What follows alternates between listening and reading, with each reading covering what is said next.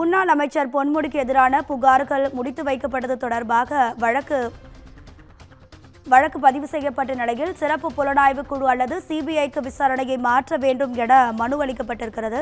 இது தொடர்பான கூடுதல் தகவல்களை நமது செய்தியாளர் சக்திவேல் வழங்கிட கேட்கலாம். சக்திவேல், வணக்கம். உங்க விரிவான தகவல். நிச்சயமாக வணக்கம் ராதிகா. சைவம், வைஷ்ணவம் மற்றும் பெண்கள் குறித்து சர்ச்சைக்குரிய வகையில் பேசியதாக முன்னாள் அமைச்சர் பொன்முடிக்கு எதிராக அளிக்கப்பட்ட புகார்களின் விசாரணையை சிறப்பு புலனாய்வு குழு அல்லது சிபிஐக்கு மாற்ற வேண்டும் என சென்னை உயர்நீதிமன்றத்தில் மனு தாக்கல் செய்யப்பட்டுள்ளது. சைவம், வைஷ்ணவம் மற்றும் பெண்கள் குறித்து சர்ச்சைக்குரிய வகையில் பேசியதாக முன்னாள் அமைச்சர் பொன்முடிக்கு எதிராக புகார்கள் அளிக்கப்பட்டன. இந்த புகார்களை விசாரித்த சைபர் கிரைம் போலீசார் அந்த புகார்களின் முகாந்திரம் இல்லை என கூறி அவற்றை முடித்து வைத்தனர். இந்நிலையில் பொன்முடிக்கு எதிராக புகார் அளித்தவர்களின் ஒருவரான பாஜகவை சேர்ந்த வழக்கறிஞர் GS மணி சென்னை உயர்நீதிமன்றத்தில் மனு தாக்கல் ஒன்றை செய்துள்ளார்.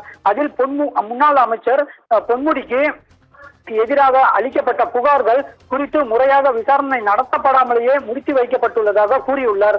முன்னாள் அமைச்சர் பொன்முடிக்கு முதலமைச்சர் நெருக்கமானவர் என்பதால் அவர் மீதும் வழக்கு பதிவு செய்ய போலீசார் தயங்குவதாகவும் மனுவில் குற்றம் சாட்டியுள்ளார்.